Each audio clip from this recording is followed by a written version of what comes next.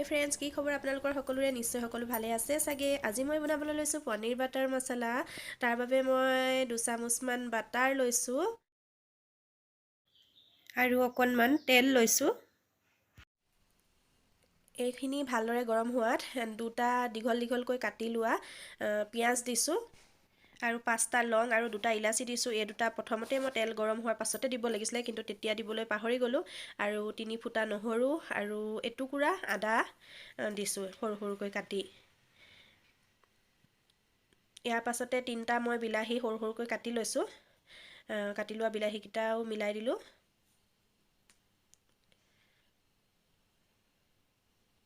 এইখিনি বেছি সময় ভাজিব নালাগে, বিলাহীখিনি কোমল হোৱালৈকে ভাজিলেই হ'ল।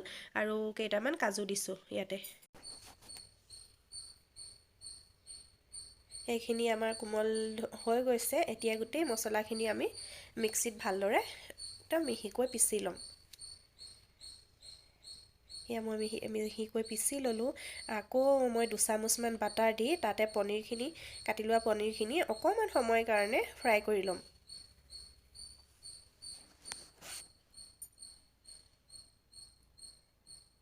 এয়া মোৰ পনীৰখিনি ফ্ৰাই কৰা হৈ গৈছে। তাতে ৰৈ যোৱা বাটাৰতে আকৌ অকণমান মই বাটাৰ দিলোঁ, দি অকণমান তেলো দিছোঁ। টুকুৰা তেজপাত দিছোঁ আৰু এফাল মিহি মিহিকৈ কটা পিঁয়াজ, এটা কেঁচা জলকীয়া, হালধি, এচামুচ জলকীয়া গুড়ি,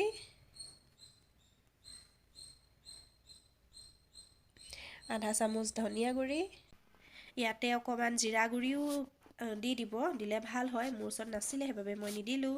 আধা চামুচ গৰম মছলা আৰু এতিয়া আমি মিক্সিত পিচি লোৱা মছলাখিনি ইয়াত মিলাই দিম।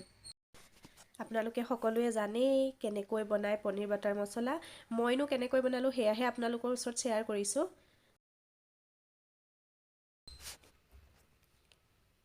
মিক্সিটোত লাগি থকা মছলাখিনিও পানী দি ভালদৰে উলিয়াই তাতে দি দিছোঁ। ইয়াতে প্ৰয়োজন অনুসৰি আপুনি নিমখ দি ল'ব। এইখিনি এতিয়া এটা উতল অহালৈকে ভালদৰে উতলাই ল'ম। মোৰ এটা উতল আহিছে। ইয়াতে এতিয়া ফ্ৰাই কৰি লোৱা পনীৰখিনিও মিলাই দিছোঁ।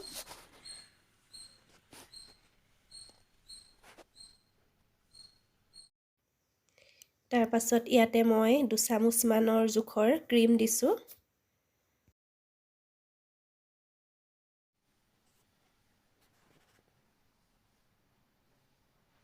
অলপ সময় ঢাকি দিলোঁ। এয়া আমাৰ পনীৰ বাটাৰ মছলা হৈ গৈছে। ইয়াতে অকণমান কচুৰি মেথি দিছোঁ আৰু কাটি লোৱা ধনিয়া পাত।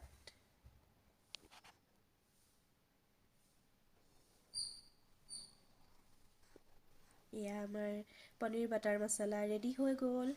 এতিয়া গৰমে গৰমে ৰুটি বা ভাতৰ লগত পৰিৱেশন কৰিব পাৰিব। ভিডিঅ'টো শেষলৈকে চোৱাৰ বাবে আপোনালোকক বহুত বহুত ধন্যবাদ। ভিডিঅ'টো চাই যদি ভাল পালে তেনেহ'লে please like, share, comment and subscribe কৰি দিব আৰু কাষতে থকা বেল আইকনটো প্ৰেছ কৰি দিব, যাতে মোৰ আহিবলগীয়া ভিডিঅ'সমূহৰ ন'টিফিকেশ্যনবিলাক আপোনালোকে আগতীয়াকৈ পায়।